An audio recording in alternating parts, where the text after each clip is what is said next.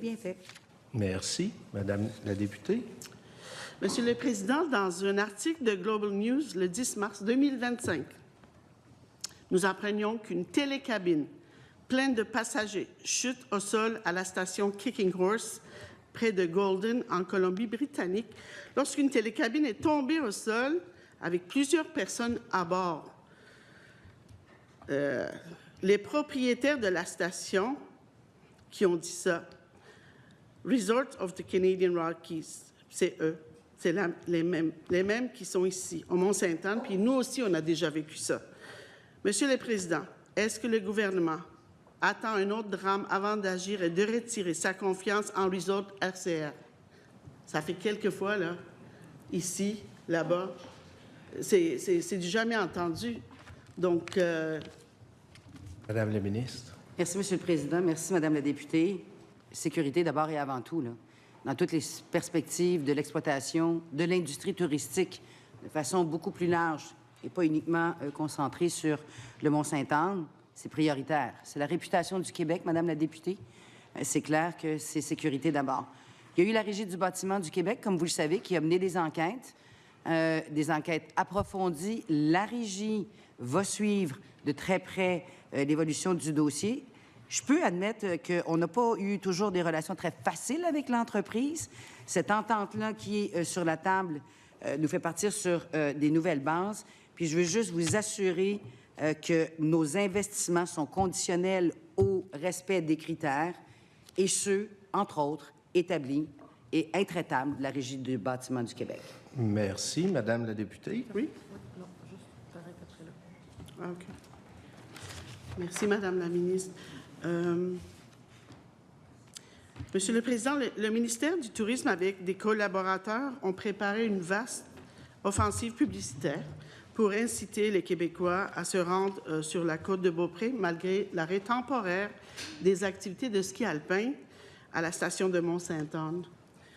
Comment s'est déroulée la campagne publicitaire? Madame la ministre. Au lendemain, sinon la journée même, là, on pourra vérifier là, de façon plus granulaire, Madame la députée. J'ai rencontré l'ensemble des partenaires sur le pourtour de la montagne. Ils nous ont demandé de déployer une campagne immédiatement, justement pour... C'était à la veille de Noël, si ma mémoire ne me fait pas défaut. Mes collègues pourront me préciser ça là-dessus.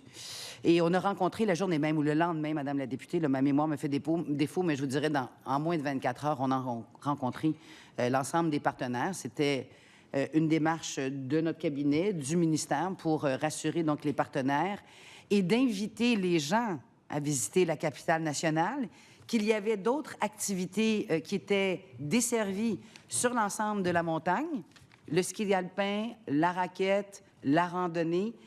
C'est en décembre 2022, donc cet incident-là, rapidement, on a rencontré donc tous les partenaires commerciaux, là, les exploitants commerciaux sur le pourtour de la montagne pour faire justement une campagne publicitaire et inviter les gens toujours à venir.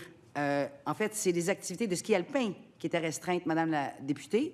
Les activités hivernales elles-mêmes à l'aube de Noël, elles n'étaient pas annulées et c'est ce à quoi nous nous sommes employés pour s'assurer que les gens allaient visiter la région de la capitale nationale. Madame la députée. Ah, c'est pas moi. Merci, Madame la ministre. Monsieur le Président, j'aimerais savoir, est-ce que nous avons les chiffres sur les retombées de cette campagne publicitaire? Vous voulez dire celle en marge oui. Pour le Mont-Sainte-Anne? Mm-hmm. Ah, mais c'était une campagne, c'est ça l'agilité de notre ministère, Madame la députée, c'est qu'on voit un événement, on est à l'aube de Noël, on a déployé une campagne immédiatement. On peut aller chercher l'information plus granulaire, Madame la députée. Je ne l'ai pas sous les yeux, là, parce que vous comprendrez que c'est arrivé quand même assez rapidement. Merci, Monsieur le sous-ministre.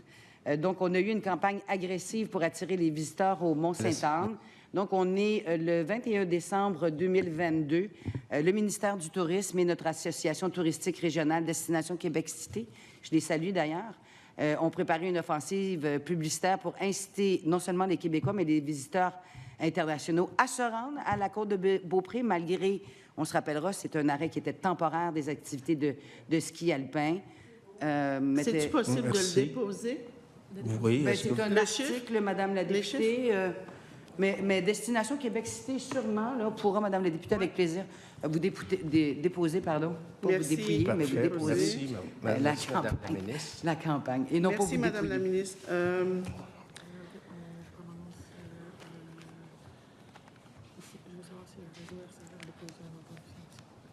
Ouais, avec ça, là.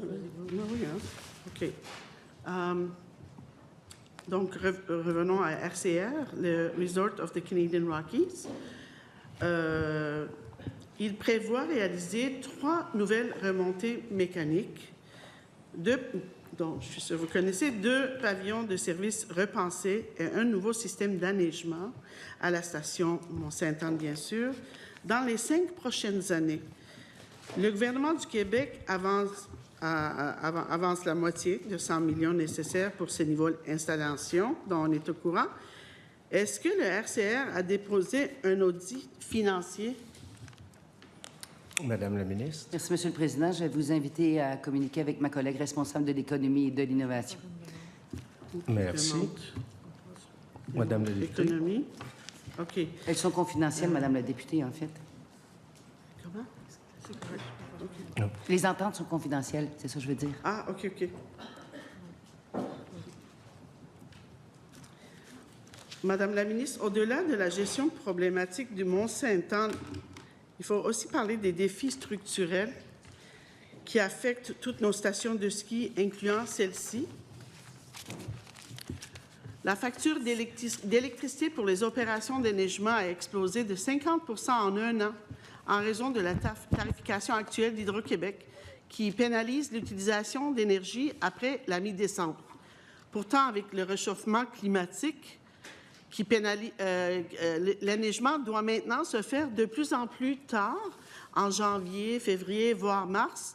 Les conditions météorologiques rendent impossible l'enneigement en novembre, comme le voulait l'ancien modèle tarifaire. Quelle représentation votre ministre a-t-il fait auprès d'Hydro-Québec et du ministère de l'Économie pour ajuster ces tarifications pour venir en aide à l'industrie? Madame la ministre, 1 minute.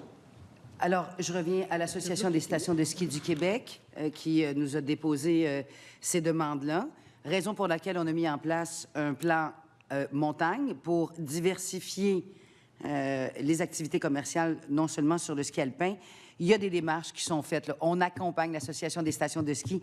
Elle a des discussions présentement avec Hydro-Québec afin d'explorer une plus grande flexibilité tarifaire, permettre un enneigement plus précoce. Il y a des discussions qui se poursuivent présentement entre les différents partis. Donc, Hydro-Québec et l'Association des stations de ski du Québec.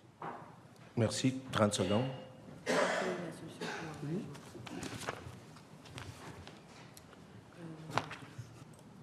Elle est où, là? 2 fois, on me précise, Madame la députée, c'est au moins 2 fois que l'Association des stations de ski du Québec et Hydro-Québec ont eu l'occasion de se rencontrer. Il y en aura une autre ultérieurement.